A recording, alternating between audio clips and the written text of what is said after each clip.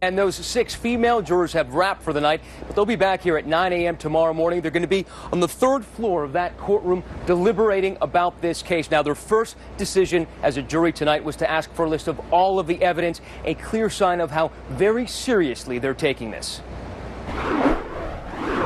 Tonight, Zimmerman's fate is in the hands of the jury.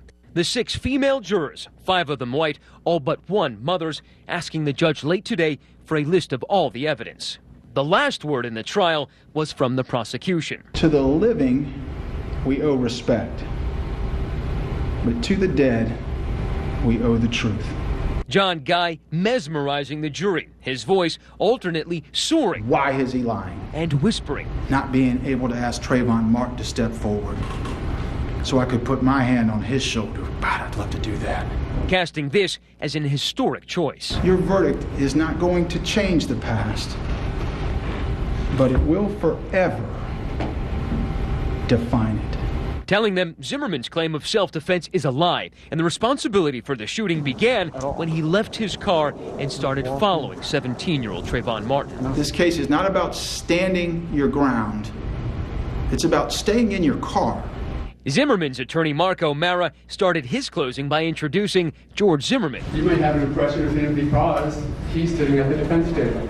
Other than that moment, Zimmerman sat pensively during the proceedings, repeatedly wiping his brow. O'Mara insisting the state offered no proof the 29-year-old former watchman murdered Martin. If you want to take away somebody's liberty, they got to prove the case. The burden is on the state. Pressing the case against Martin, hauling in a huge block of cement to show his client had to shoot in self-defense when Martin pounded his head into the pavement. That's cement.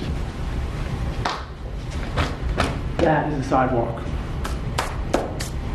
And that is not an unarmed teenager with nothing but Skittles trying to get home. And when the jury comes back tomorrow, we're told the judge is going to give them all the leeway and all the time they need. Now, during their discussions and after their discussions, they're going to be given this. It's called a verdict form. Now, they can fill out all these things, and among them, second-degree murder, manslaughter, or a not guilty plea for George Zimmerman. Diane. 6 people and so much at stake. Thank you, Matt Gutman. And now let's bring in ABC's chief legal analyst, Nightline anchor Dan Abrams. Dan, take us in the jury room. What do they tend to do first in a murder trial? One of two things. Either they'll take a vote just to see where everyone stands right at the outset, or they won't, and they'll go through the evidence methodically, often chronologically, to review everything and then maybe have their first vote. And how rare is it to have a jury of all one sex or the other, male or female? Well, it's rare to have a jury of all women. Very rare in a case like this. And B, it's rare to have a jury of just 6 people. Florida is somewhat unique in that regard.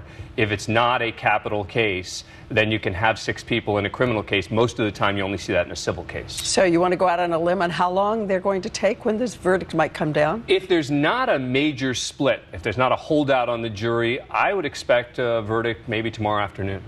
Tomorrow, as soon as tomorrow? Absolutely. I think that this is a pretty straightforward case. It hasn't been that long a case, and you only have 6 jurors. All right, Dan Abrams weighing in again tonight. Thanks, Dan. Thank you, Nancy. And now we turn to that other big headline today. Out of high